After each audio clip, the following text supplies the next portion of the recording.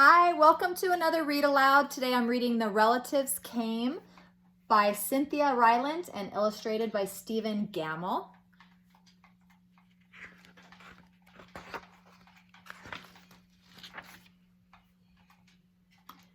It was in the summer of the year when the relatives came.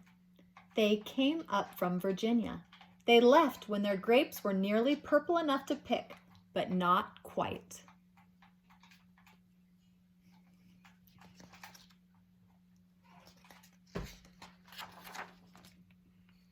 They had an old station wagon that smelled like a real car, and in it they put an ice chest full of soda pop and some boxes of crackers and some bologna sandwiches, and up they came from Virginia. They left at 4 in the morning when it was still dark, before even the birds were awake.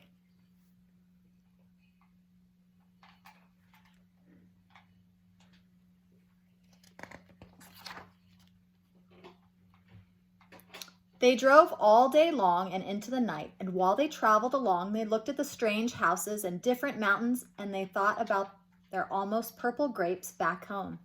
They thought about Virginia, but they thought about us too, waiting for them.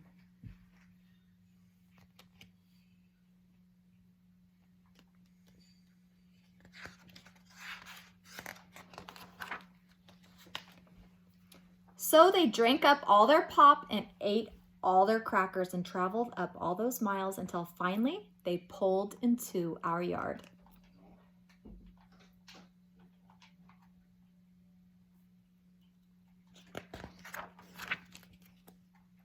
Then it was hugging time. Talk about hugging! Those relatives just passed us all around their car, pulling us against their wrinkled Virginia clothes. Crying sometimes, they hugged us for hours.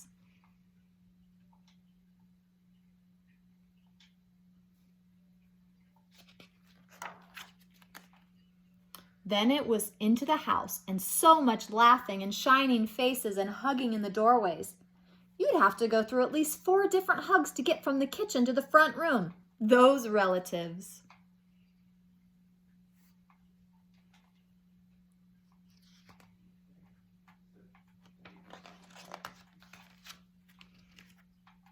And finally, after a big supper 2 or 3 times around until we all got a turn at the table, there was quiet talk, and we were in 2s and 3s through the house.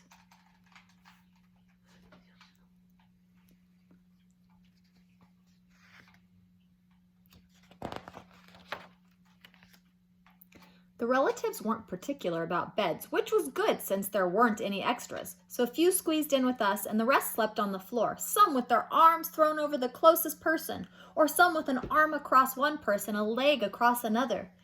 It was different going to sleep with all that new breathing in the house.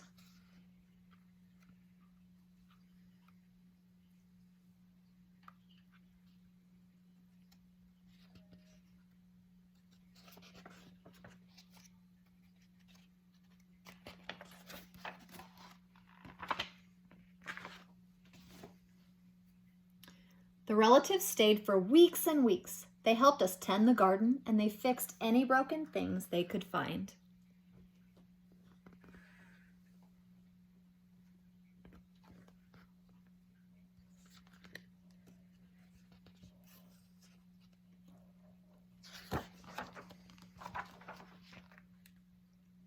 They ate up all our strawberries and melons, then promised we could eat up all their grapes and peaches when we came to Virginia.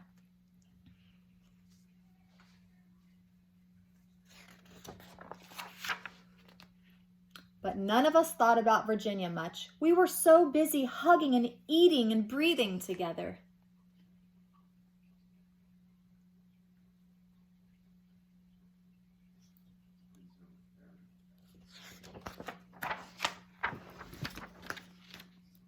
Finally, after a long time, the relatives loaded up their ice chest and headed back to Virginia at 4 in the morning. We stood there in our pajamas and waved them off in the dark. We watched the relatives disappear down the road. Then we crawled back into our beds that felt too big and too quiet. We fell asleep.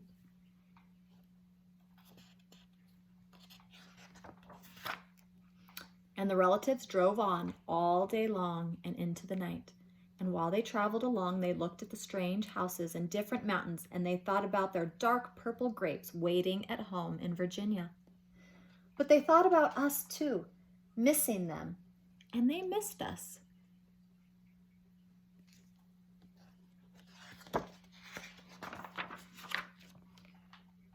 And when they were finally home in Virginia, they crawled into their silent, soft beds and dreamed about the next summer.